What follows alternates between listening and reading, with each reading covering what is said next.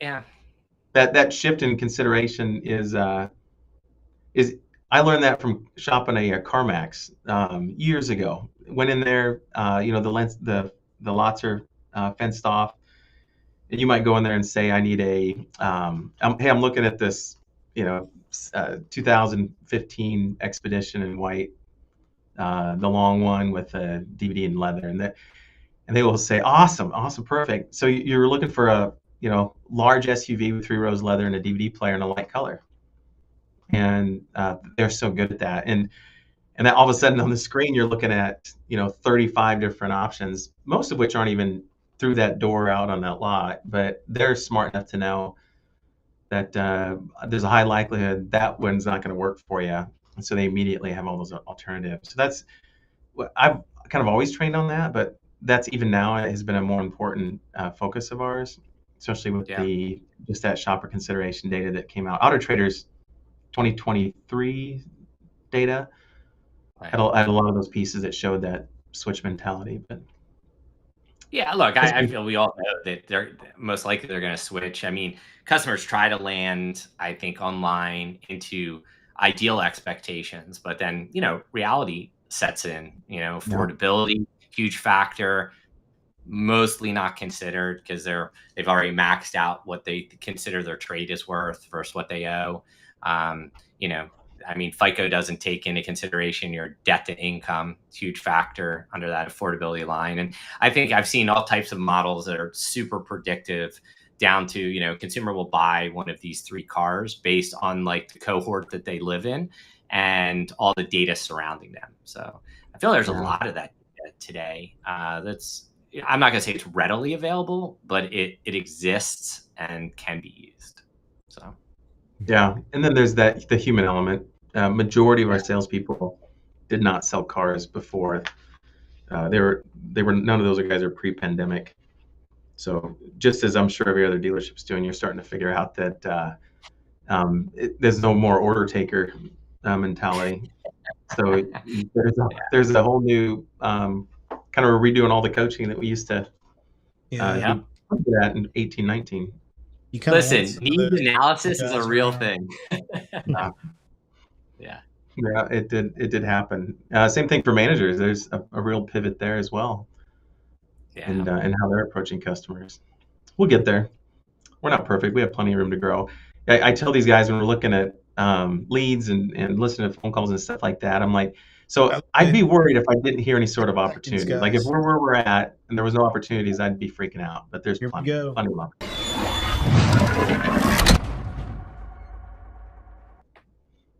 All right. Awesome. Welcome to Refresh Friday, everybody. Happy to be here. So cool. Well, welcome back to both of you. And Dan, thank you for co-hosting this with me today. Anytime. Wait, I thought I was the co-host and we were talking to Dan. There's nothing that I had very interesting going on. Yes. Hey, you have a lot of Legos. There's some probably interesting conversations with how your fingers feel after 6 hours of Lego building. So there's a lot of banter that goes on with your kids, but it's funny on the Lego side. There's in the dealership, because I'm on the second floor of one of our dealerships. There's people that will walk in and go straight to it, and then there's people that walk in that probably side-eyed it and think that guy's a huge nerd. And I'm like, I'm a huge nerd. Thank you. That's awesome. But we're not here to talk about Legos. Yeah. Well, a different kind of Legos, I guess you could say. Yeah. Yes, it's all about building blocks, right? Yeah, exactly. I see what you did there. Yeah. Yeah. So, Todd, we were talking earlier, and you have not been on Refresh Friday in years. And what have you been up to in all this time? Man, obviously a lot. I was trying to remember the last time I was on Refresh Friday, and I went back through like YouTube. I was like, well, I was on with Joe Pastel, and then I was on with me and you and Jeff, and I think there was another one with all of us. And I think Dan, you were even on it. I think there's one of all of us through I went back pretty far to try to figure it out. Oh, it was an all-in one. It was during COVID. Yeah, I that's forgot right. about that one. Right. We Yeah, just I opened yeah. the floor up to I anyone who knew. wanted to join. Yeah. forgot. Yeah, I felt like we were on a few, so I was like, "Oh, this is kind of cool to have a catch up." Um, Last couple of years, I've just really been heads down focused, trying to solve dealer problems. Right? I feel dealers have continued to have problems around technology. Um, I kind of boiled it down to, kind of went back to like first principles. I didn't want to build just a widget like my last chat company, or something that was really kind of single purposed. So I kind of peeled back everything to say, okay, what are the real problems? And I kind of saw that whole digital retailing kind of start and kind of die off as dealers went back to old processes post COVID. But the things that stood out to me the most were still the mass of disconnected technology. And I think What? there's a lot of great applications. I just feel they're terribly disconnected. And part of that has to do a lot of legacy systems that really still move data in flat files. They're not API centric, and the APIs that are in auto really are limited. Plus, you have to pay. And that to me is insane, because if you go outside of our industry, nobody pays to move data. Like we could hook up to Slack, and I could hook my HubSpot to Slack, my Google Slack, my Zoom to Slack. Nobody's paying to move data. So that's a weird piece inside auto. And honestly, I landed there. Core's main purpose was to connect systems up, but I knew we needed a nucleus to do that. Just connecting systems in a virtual space wasn't probably what we ultimately needed.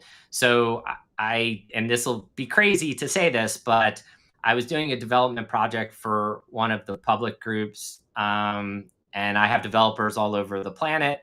And I was working like almost all night, and we were working through a problem, and we do it through Slack. So everybody's collaborating in this space. And I finally laid my head down at like 5:30 in the morning for like an hour. And I woke up, and my wife got up, and my wife's from Mexico. So her family, she has group chats on WhatsApp. And I watch her get into those conversations. I was like, man, if I can connect everything, but put a collaborative tool in the center of it, I was like, that's a game changer. So that was the idea behind Core, was building a asynchronous centerpiece, but still having text, email as kind of more wrappers, having the ability to do like calls right through the asynchronous messaging, just like WhatsApp or Slack or any of those, or an audio call. And I felt like building that collaborative space, because if what I think like digital retailing or remote retailing or whatever you want to call it would ever work, nobody's going to do it in one 10-minute sitting. They're going to do it over hours, right? Or days. And you need something that you can both work inside in one spot and go back and forth and collaborate through the deal process. And, people don't a lot of times have time to sit and pick a car, do payments, do trade, go through credit, do all that process. So, and we don't want to build all those tools. We just want to integrate them onto our platform and give all these tools like a window to connect up for both the dealer and the consumer. So that's what I've been. What type of feedback do you get? So let's say that that idea, which is awesome.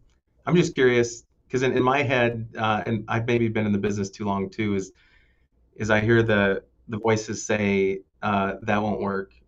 No one's gonna, play in the sandbox with you. Those type of things. What type of feedback have you had as you're walking through this and you're talking to developers who have experience inside the industry and even outside?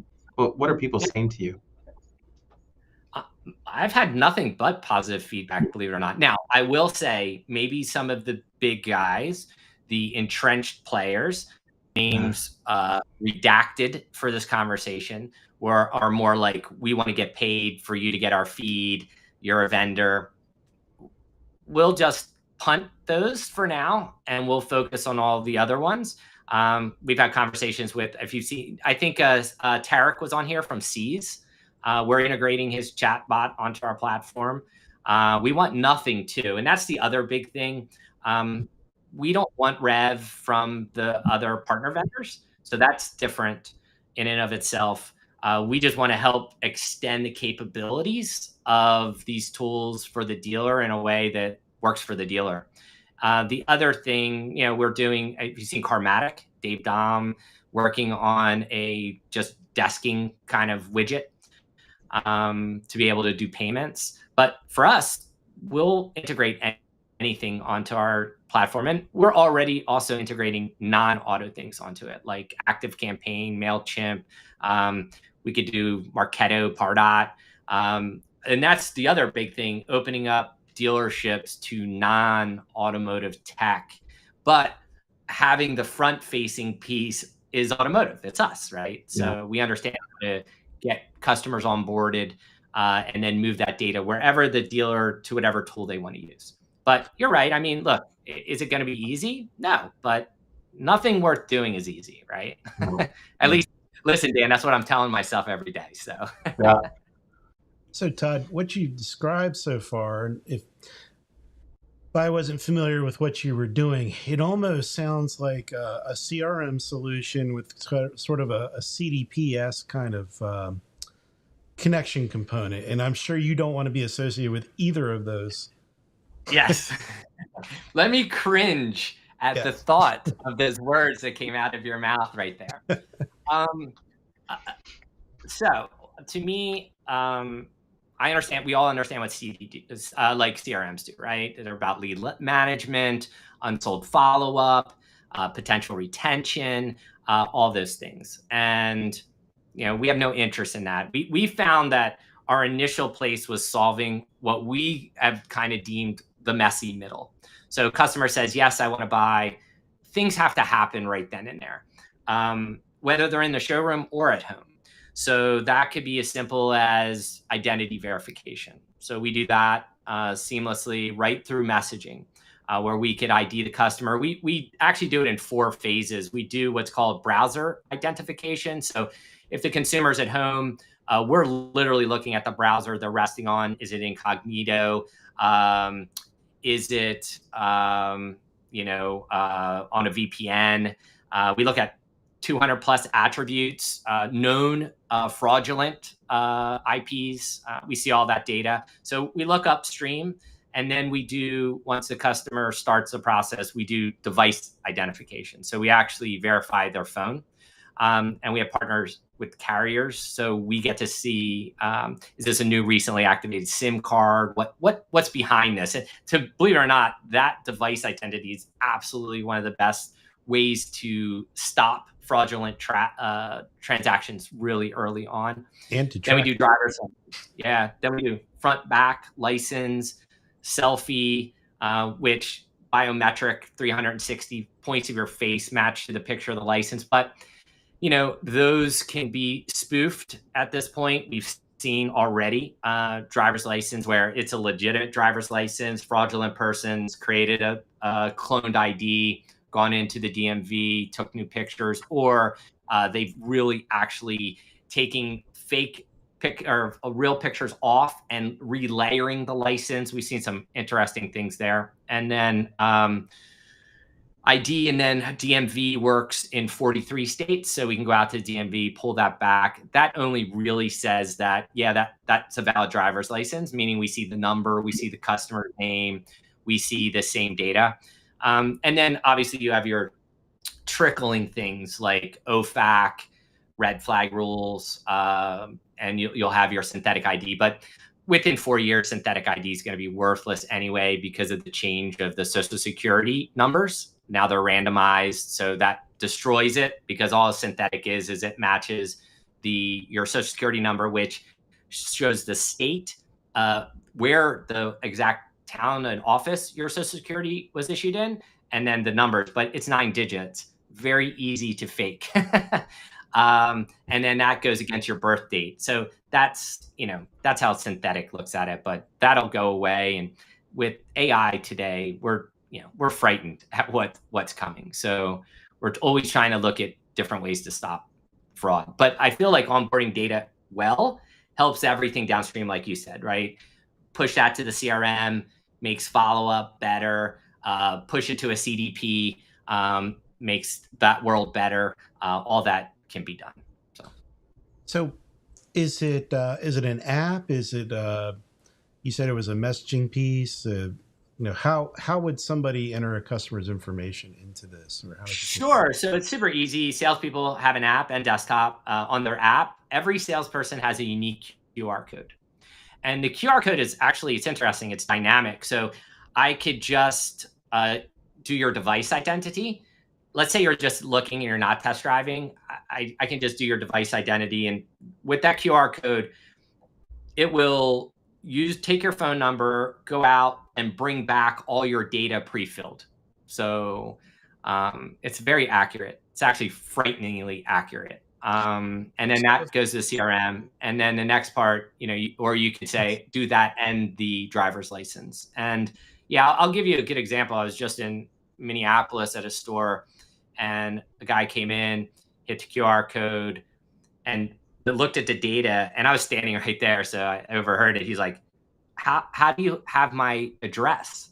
He goes, I just moved here 2 weeks ago from Florida. So he presented a Florida driver's license, but it already had his Minnesota address. And honestly, same thing happened a few weeks ago. I used my mom as a tester, 77-year-old person, good person to test. So my mom hit the QR code, and my mom's phone number is on my business plan. So completely detached from my mother in its entirety. And it still pulled my mom's home address. So, I think that's valuable, because most salespeople have a hard time collecting a home address from a customer up front. I mean, good luck. Barely get a name and one contact piece of data. So ours returns everything, and the customer just verifies it then. So, and I think we all believe that if I ask you for data, you're less likely to give it to me. But if you're just confirming what the computer's already telling you, far more higher compliance rate to get the data through. Yep.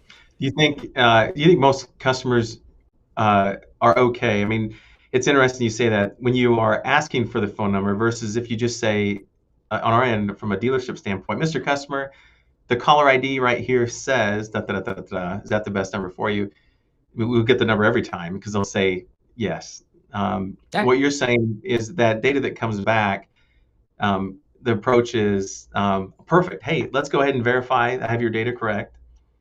That totally makes sense to me. What, like in the Minnesota situation, do you see in 2024, customers are probably, they just relinquish or accept the fact that you have my information, and yes, that is correct, and they move on? Yeah. Yeah. Yeah. I mean, Yeah. look, not everyone will, but most do for sure. Yeah. I would say most will.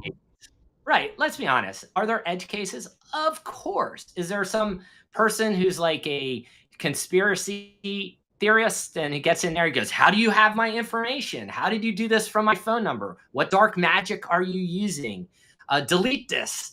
Look, but we have them today. So to me, that's going to always, that will exist. But I feel like the Gen Z, millennials, they rip through this thing so fast. The tinfoil hat's the easiest spot.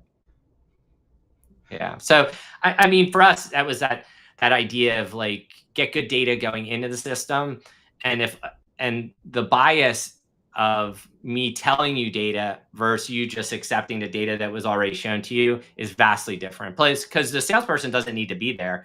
Salesperson shows you the QR code. He goes inside to get the keys.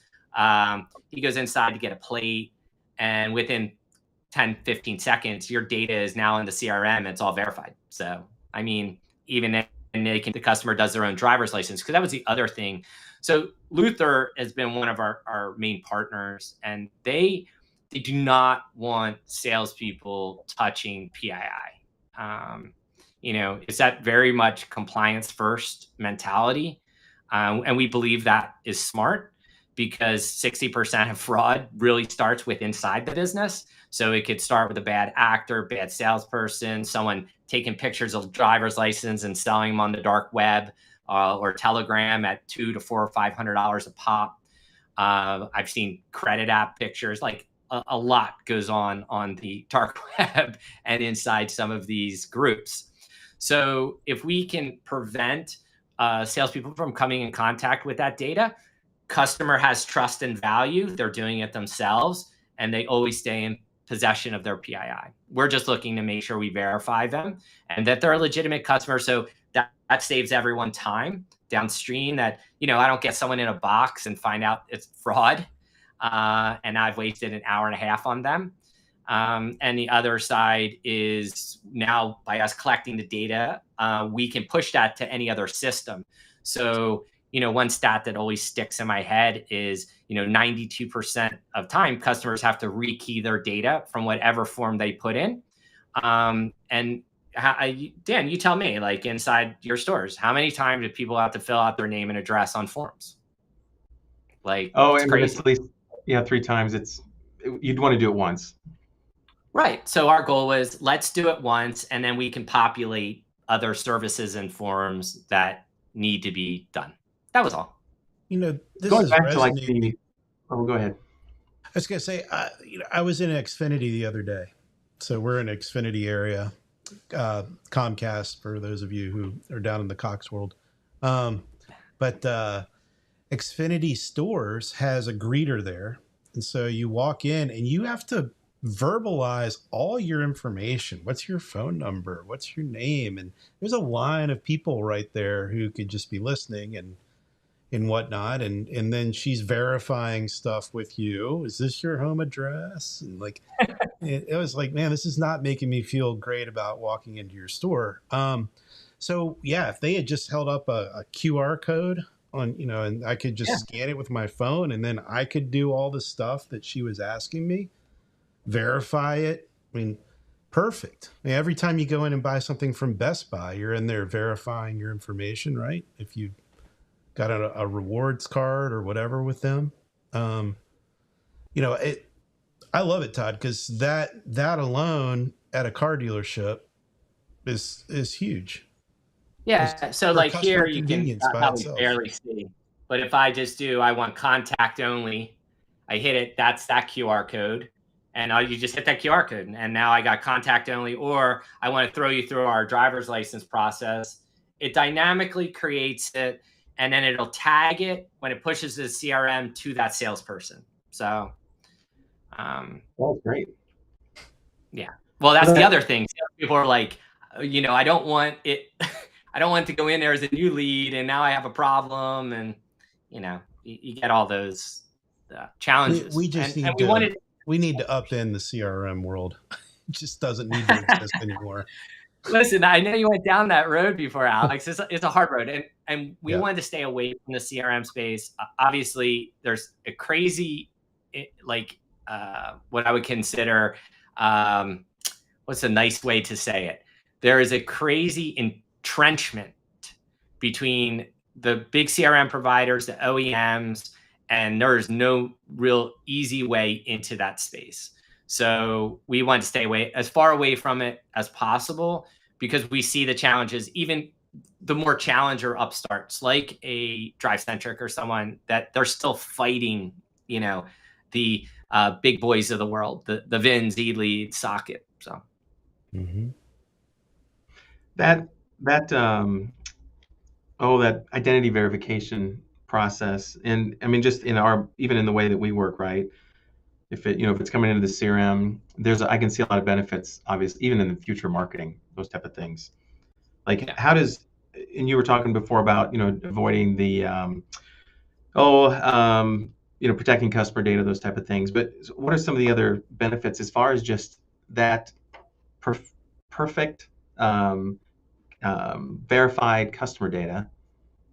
Like, and then running through your system, I mean, are we avoiding other pitfalls in data leaks? Are we also advancing credit opportunity? I mean, what are some of the other downstream effects of, I've taken that snapshot, Yep. What are the other benefits? Okay, understand like data in the real world is like an escape room. You unlock one box that gets you to more boxes. And we have a good deep partnership with Equifax. And I think one of the most interesting things now, by unlocking and verifying the customer, it unlocks a ton of additional data. Like we understand affordability of that customer, meaning we have the household's debt to income already. We could literally, I mean, we haven't built this piece yet, but it's on our near term where it'll show up on the desk. So you know automatically what the customer that's out on the lot is looking like from a financial perspective, beyond like pulling a soft pull and looking at their FICO and trying to calculate it all. It'll be done automatically. Obviously, we can soft pull. We can push them right into a credit application. We understand, again, because of Equifax. So if they are in market, meaning Equifax has seen all these signals surrounding this customer. Are they truly in a buying mode or shopping mode? So those signals are relevant. So we get to see all that, as well as determining which cohort the customer lives in will determine what car they will buy. So just as I think we were talking about, CarMax kind of gave you like, hey, if you're interested in sport utilities, like here's your space. This actually knows you and how you operate and your family operates, and says, okay, you're buying either a Traverse, you're going to buy a Honda, or you're going to buy this whatever Tacoma. It knows, predictive, and others have worked on that. But what we see today it's amazing. So we see the potential to unlock a lot of things really quickly and kind of speed the process, because desking slows process down, putting the customer on the wrong car slows things down, salespeople not trained to even know what to ask the customer slows things down or removes the customer. I could, let's say you come in on a Subaru Forester, but I see your consideration is also a Honda Pilot and I have a used one. I would have never offered that to you, right? Your sales guy would have never done it. So this is the world where we call kind of bubbling things up that are relevant without it being creepy, right? Because I don't want the sales guy going, I know you're going to buy one of these cars. we don't want that, but we could say, hey, based on inventory, these are the suggested cars that you may want to share with the customer. And here's the top 3 suggestions. Almost like, you get suggestions back from Google, same concept. Interesting. Yeah. I can see that being a leverageable asset, as far as the information. Yeah, I definitely, we understand that. And we're also working through we kind of call it our own scoring model, using the VantaScore, like from the 3 credit bureaus instead of FICO. It's a lot cheaper, that we can paint a really solid credit profile. Because if you think about it, we've ID'd you, and now we know your credit, we know the car you're on, and we can access like JD Powers. We have all the lender data. So we pretty much can, I believe over the next 12 months, we'll know what lender that customer will end up with. So this way we think long-term saves dealers from shotgunning deals out and pulling tri-bureaus, or going through sending out multiple banks and waiting, which is a big delay time. So we could just look at all the lender guidebook rates and see which has the largest reserve, because we know any F&I guy is going to take the one with the big reserve, unless the customer is like, hey, my previous loan's a Chase, I want to stay with Chase. If they have any opening, they're going to show where they have the most room. So we can instantly basically create that flow. And that's just a different world. But it's a world I think it's worth pursuing. So how does that's a lot of those pieces you're talking about would be obviously integration with like a desking tool, or even a desking tool within a CRM, standalone or not. But like how does it integrate with kind of the spectrum of systems? We talked about CRM. I don't know. We mentioned DMS, desking tools. I think you mentioned somebody, trade tools. Can you talk to us about how that? Because what you're talking about the information, what it does, but what's that integration look like? What are you excited about? Yeah, so for exciting for me is we've already are exposing our APIs into like kind of 3 levels. Like since it's in messaging, there's like a card in messaging. So an API, a vendor could just push content through it to like produce some type of outcome. It could be something like trade. So let's just say it's KBB at this point. At that point, the API connects into our service. We're still accessing KBB's data. It shows across into our system, but then they could still access it in KBB if they wanted, or we now have the data also in our system. So maybe that data needs to be pushed downstream into a different service. So again, it's kind of like water going over the locks, right? Where it's like, okay, this data can go also to this service or that service. So as we're collecting data from the customer, think of us as expanding that data profile on that API of what's available to a next system, right? So like we did the driver's license, we have the driver's license number. We have if it's expired or date of birth. We won't store social security number for a billion reasons. But the other data, we encrypt everything, whether it's in flight, through messaging, or at rest. It's all encrypted, and we built our system more like I would look at the architecture of something like Intuit versus a monolithic architecture. So we're kind of serverless. We are serverless. That our code sits on a tight frame over like AWS. And we have a perimeterless security environment with what we call easiest way is we trust no one, even the developers. So instead of having a large firewall up front, every system is isolated. So even if you got in one, it's encrypted and it doesn't connect to the other because there's no trust between each component. So our CTO was a top guy at PayPal, so we understand security at a level far beyond, I think, anyone, and like most people out there. Security is very top of mind. So we built this with security first, knowing that we're the transportation model for moving data through other systems. The at rest and in transit encryption, the first time I heard that was when, as dealerships, we started going down the path, just as far as wanting to make sure that we're compliant with all the new rules that are coming down the pipeline. So that's good to hear. I'd never considered at rest encryption and in transit that we ever had to even pay attention to those. So it didn't occur to me until I just started being educated by our own people trying to do it, and then you just mentioning that as well. Well, at rest is easier than in transit when you're trying to work with other systems. Yeah. So in flight, it's key driven, right? So same as encryption at rest, but yeah, in flight is definitely far more complicated. But there's obviously good existing protocols for that you can look at, like Signal, parts of Telegram. They all of them are encrypted. So yeah. Are you running into, as you go through those vendor, offer that? Yeah. There's some dealer tools to actually have the ability to work in that area.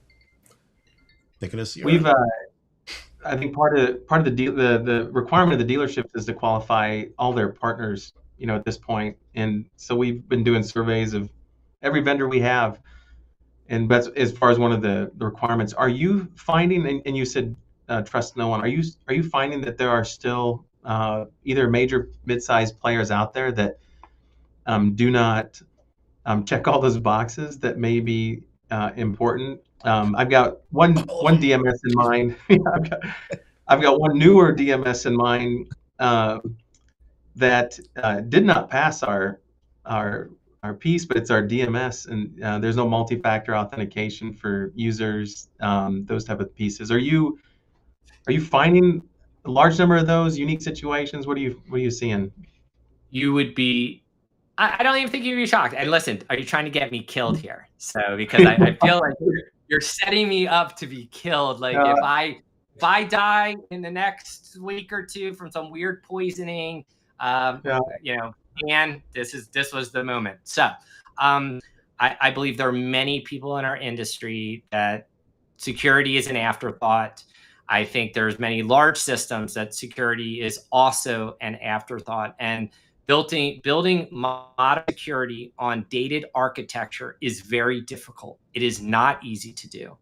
And so they just don't do it. Or they build workaround systems. Every one of those workaround systems are holes that someone could punch into. So that's why I look at, like, you know, you can have the Fort Knox like vault door, but if I walk around the side and it's a screen door and I pop my finger through it, that's the challenge. And if you aren't thinking of it that way, you know, definitely some of these vendors, and think about it, some are still cottage, right? So it was like a homegrown thing. So security was never a priority. And then, we got to get secure later. And then it's hard building security on existing systems. So, so it can be done.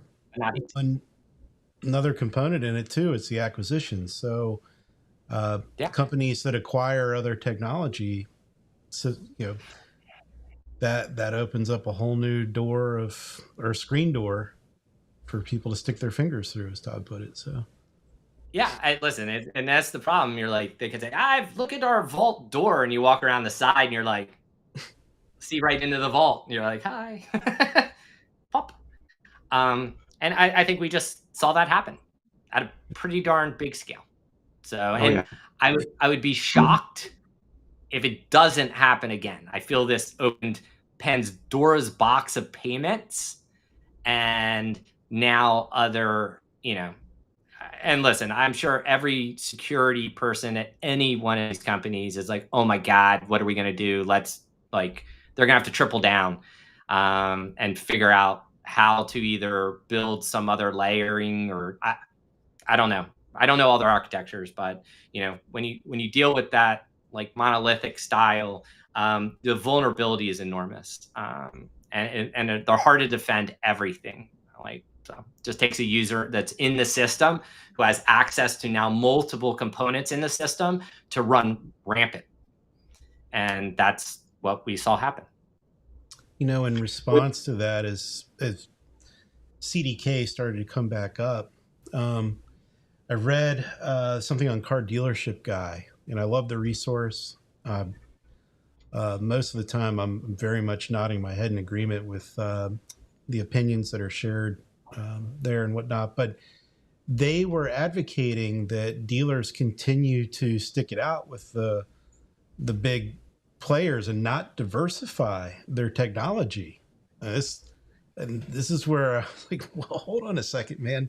Either you're taking some money from these guys and you have to say that, or you're just not understanding what's going on here. Yeah. I feel like, do you want to do a knee-jerk reaction and just switch vendors? No. That's tough. That is not what you want to do. But I think taking a hard look of actually all the tech and that's in your organization, and what's connected to what, and what data moves where and how and when, that's an exercise worth doing for any dealership. And what I mean by that is really saying, okay, I have this DMS and now I have it connected to this service. What actual data moves between these services, like down to the lines? Because by understanding that, then you understand your risk profile against those tools. And then you can make an educated decision, like, holy crap, we're sending this guy birth date, social security number, home address. Whoa, this is like critical, like PII. So, hey, let's like slow it down a little, or let's limit our exposure. Because look, let's reel this back a little. let's say a dealer, like, so Finley was hacked and the other one just got hacked. I saw Ellis. So they're having to go through the system, and I'm sure they're like, well, what vendor got what data? And they're like, oh, they just get all our data. And you're like, what? So that's full exposure in every direction all the time. And a dealer should be able to throttle who's getting what and where.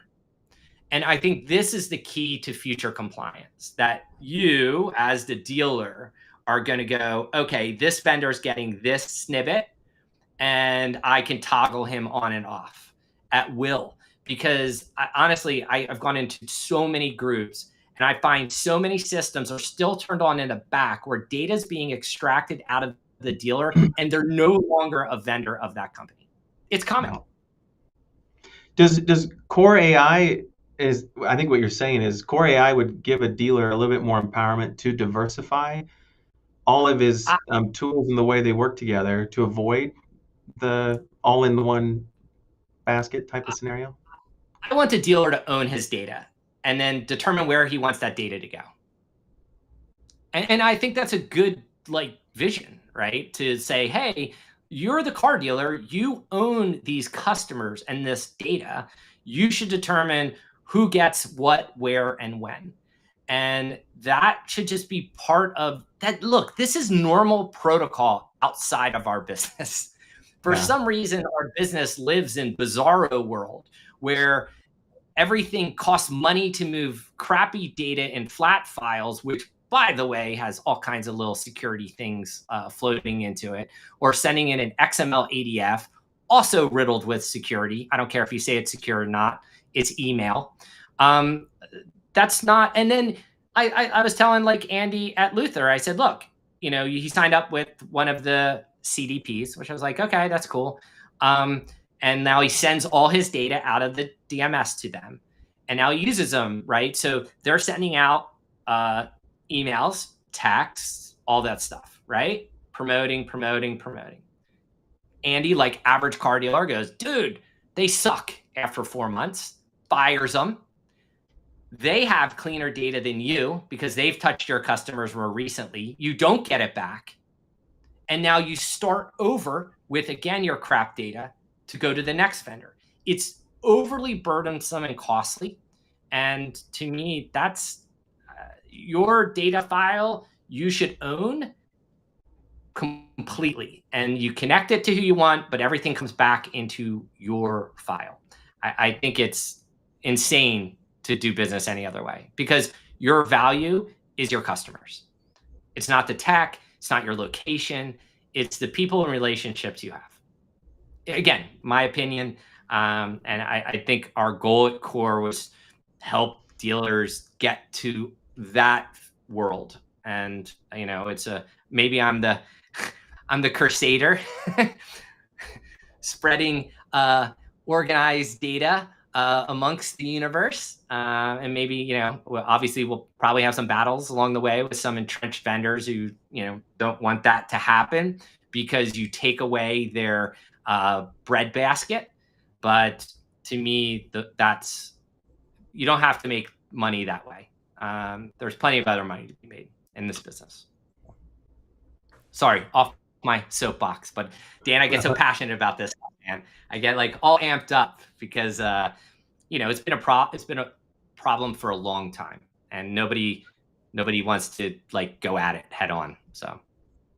No, and I think a lot of the large players, that was their goal. So either through acquisition or building from the ground up, right? And we're talking about, you probably know who I'm talking about. So, but what was sold to the dealer body is this perfection of how data flows from one system to the other. Your customer data, RO data, those type of things. It doesn't do that even in some of the entities that exist. So that, Alex's point on, diversify or not, the dream has always been, I think, for the dealers, if I just had systems that talked to each other, man, my life would be a lot easier in all aspects. So that's interesting. And to hear you talk about, that is part of that direction you're going. I think you need a cape. You need a cape for what you're saying was.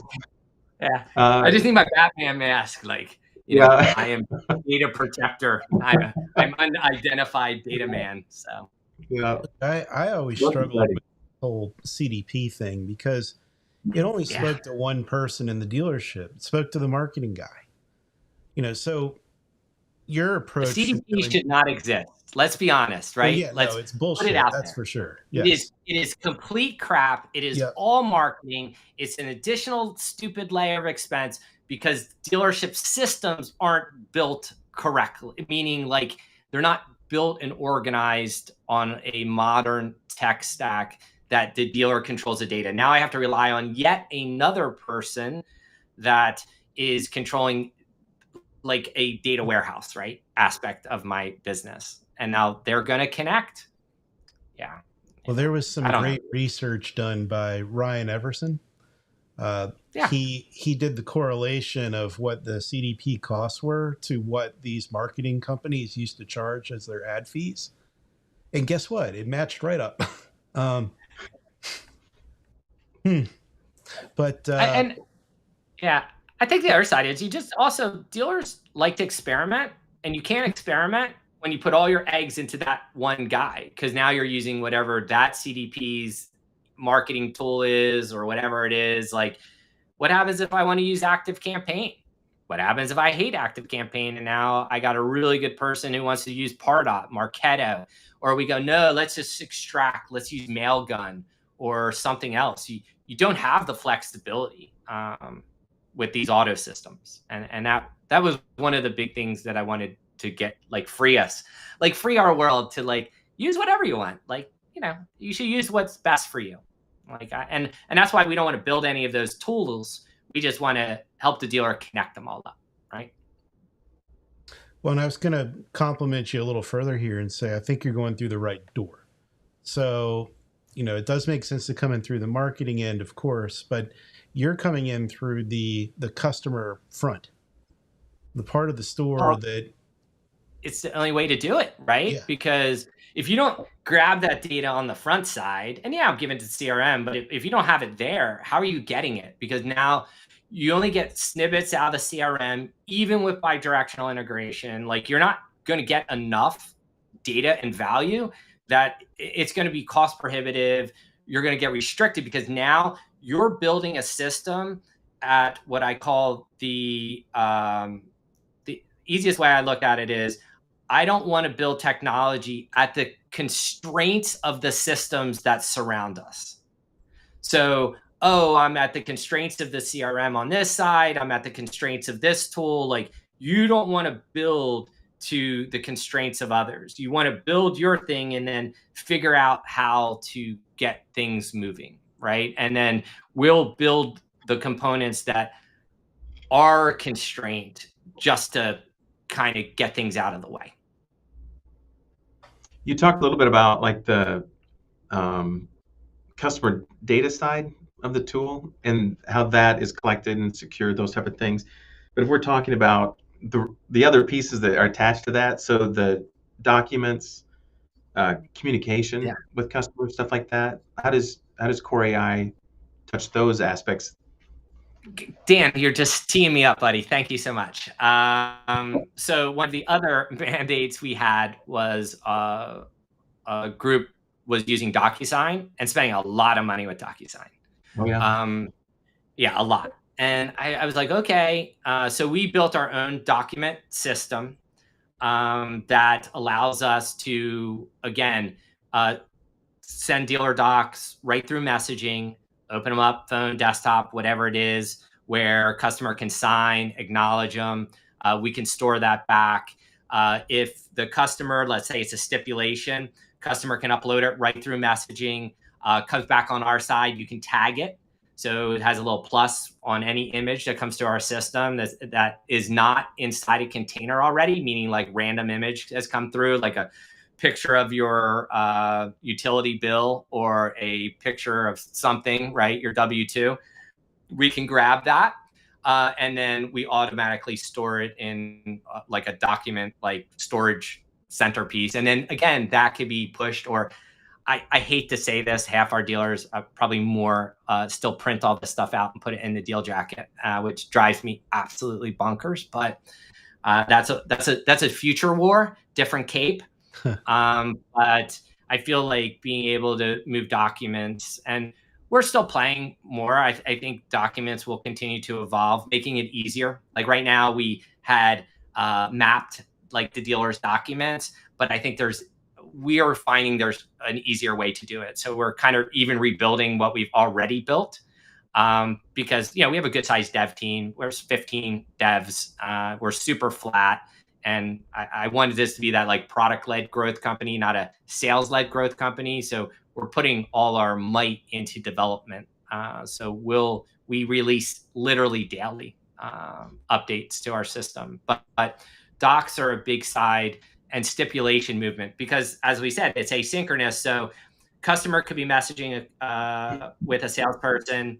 F&I person could hop into the same thread, request, hey, can you give me X? Customer uploads it, whether they're on the showroom floor or at home.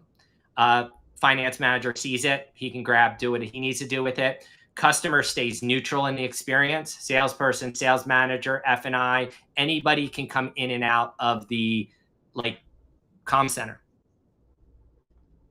So that would prevent it from, because right now, I could go into the CRM for any one particular customer, and any of those steps that are being photographed and passed back and forth, they're right there.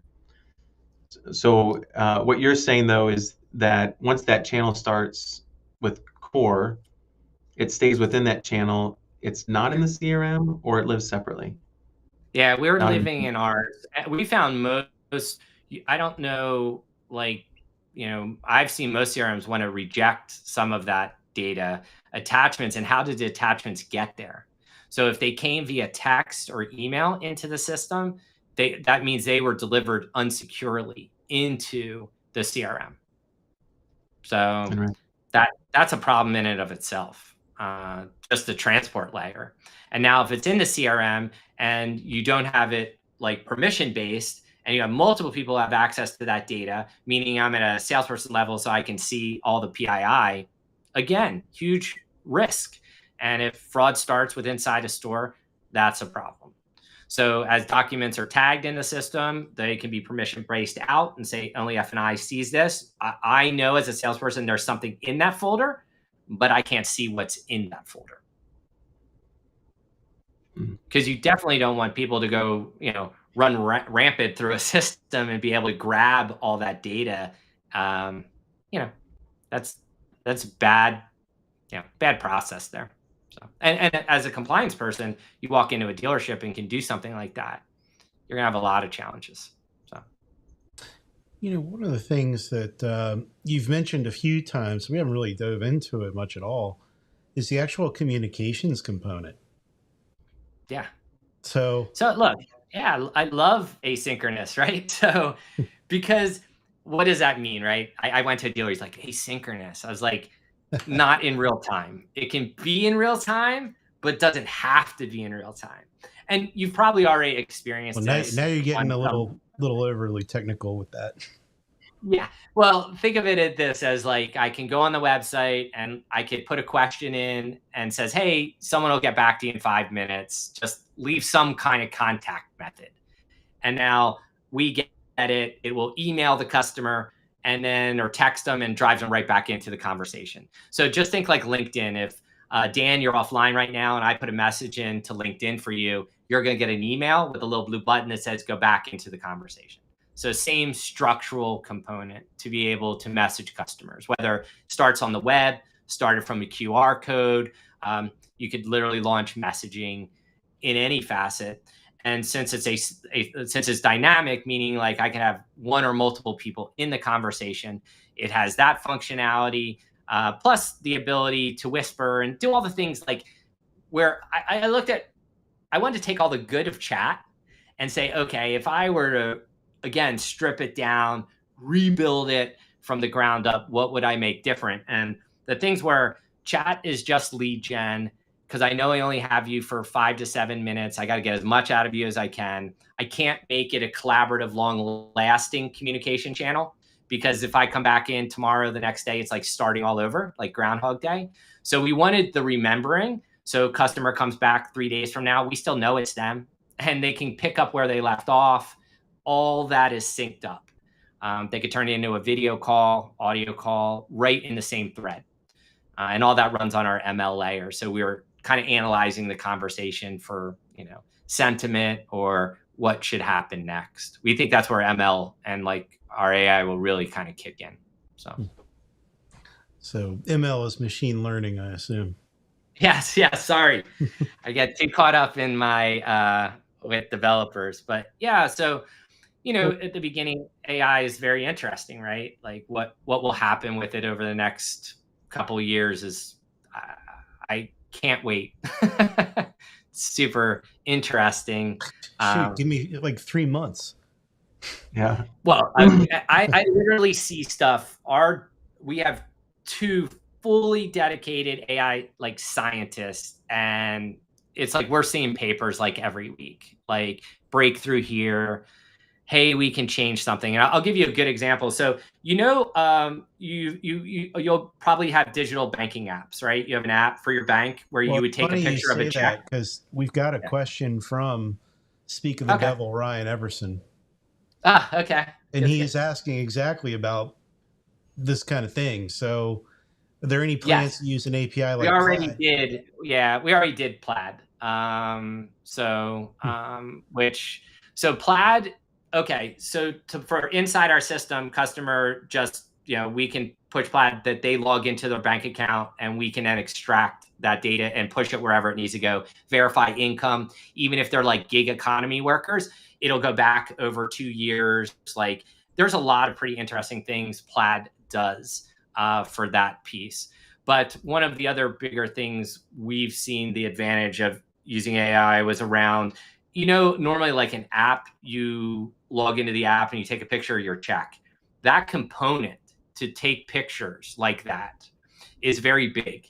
It's, a smallest one we've ever seen is like 7 megs, and most of them are like 20, 25 megs. So they won't load in a typical dealership, which I call a Faraday cage anyway, low like bandwidth environment, or it'll take minutes to load to get to those tools. So we built an AI one using, we kind of created a box where the AI goes, okay, that's a license. That license is in frame. It's in focus. The corners are there. Let's grab that image now. And ours is 250K. So we've also had to deal with the limitations of people's phones and bandwidth. So, and we're just seeing the beginning of this stuff. But to Ryan's thing, Plaid, Canopy Connect, so insurance verification, where you can go out, grab the consumer, logs in, right through messaging, which you've probably seen this experience, when now they'll come back out, and we'll have their deck page for insurance. Motive, there's a few companies all doing insurance as like a service. So our goal is just integrate with whatever the dealer wants to use. We don't care. So as long as they have APIs and they're not trying to charge us money, we're good. Yeah. So on that statement, I assume you're not doing DMS certifications right now. No, I do not see us doing that. I think if the dealer wants the data from the DMS to come into us, we'll have to do them one-off. And I think a lot of the groups already have their own connections with their DMS. Like they've stood up their own thing to populate their systems. Most likely we would just be one of those systems that would be connected up that way. I don't see us going through the typical process and pay them ridiculous sums of money to get to share data. So if it's free, it's for me. I've been if it's paid for, it's not.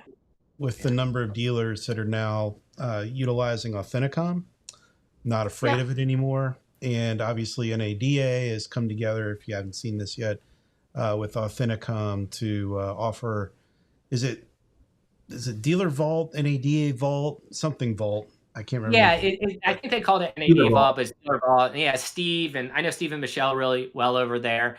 But a lot of that's still, and it's fine. You're pulling flat files, so you're not going to pull real-time data, which is okay.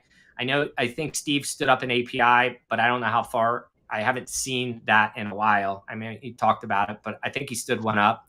But I know if we just had to do it in batches, yeah. I mean, could we do it? Yes. Would we go kicking and screaming? Obviously, because it's kind of a slow, archaic form of moving stuff. But it's like That going reminds me, backwards. I need to go into Dealer Vault right now and delete out all the old vendors. Oh, see, Dan, at least I could remind you to, do a little extra work on Friday. Yeah. So. Dang it. Yeah. Well, maybe you could do that from home with a cold drink. Yeah. That seems like the way to do it. Yeah, I love that. So. Well, speaking of cold drinks. Yeah. It's Friday.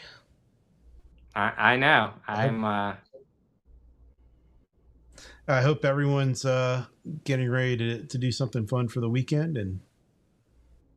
And Todd, if people are interested in checking things out further, I know your website is about to launch.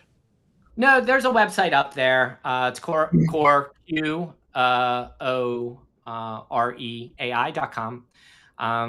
That or LinkedIn. I'm always on LinkedIn posting, so direct message me on LinkedIn if you want, or email me. It's just Todd, TODD, @QoreAI.com. And but we'll have a new website.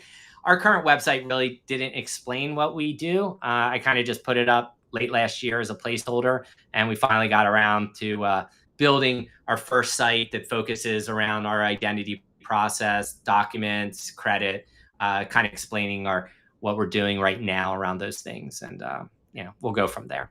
So the AI screenshots in there look good, so it's exciting to see what that does. Yeah, so we're that's our platform. It's kind of been focused around like our whole logo was the idea of doing it's an upside down power button with the 3 dots for messaging.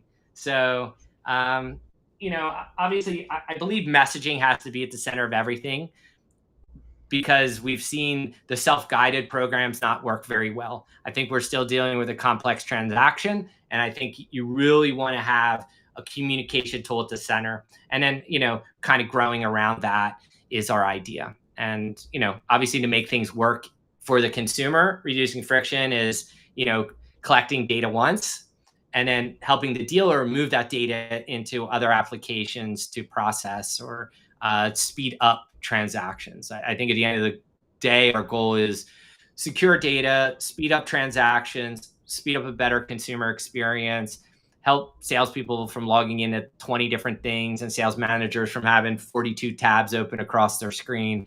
We want to simplify that the best we can. So, amen. I know, right? It's preaching to the choir, Dan. How many tabs do you have open, buddy? Count them, buddy. Tell me now. Well, I have 3 screens. There was easily 30 on each, and I closed them all down for this, so we wouldn't have Chrome issues. So I'm going to leave you with one thing that also stuck in my mind heavily. I saw a study was done at Harvard. They took Fortune 1000 companies and they put a tracker on to see how many browsers and screens the workers move. So we call these knowledge workers, just like at a dealership, right? Everyone's a knowledge worker. And I would consider Fortune 1000 equal to car dealers in size and scope, employees and all. So they found the average knowledge worker moved between screens 367 times per day. And when you move screens, and you'll love this, hey, right for you, Alex, I'm going to get technical. They have this thing, and it's called ocular reorientation, meaning the time it takes your eyes to see it, register on your brain, and then to know what I'm now looking at. It takes like seconds for this to happen, right? It's really fast. But if you extrapolate it, we spend 5 weeks per year doing nothing but clicking between systems. let that sink in for how much your payroll is at your store, and know 5 weeks of it is literally worthless because of the lack of interconnectivity of systems and just how we work in our kind of still rudimentary kind of like technology environment. Monument of Think inefficiency. about Yeah. time wasted in traffic, how much of the year we're paying for taxes. Yeah, Yeah. just sending me this whole depressive track of thinking. Yeah. But I was like 5 weeks of like, what's the average car dealer's payroll is like 5.3 million. So think about that. You're talking what, like $500,000 maybe, like 5 weeks, or it's actually, yeah, somewhere close for something. It's a lot. It's a lot. That's a lot of cars. That's a lot of profit at $2,200 a copy. How many cars is that?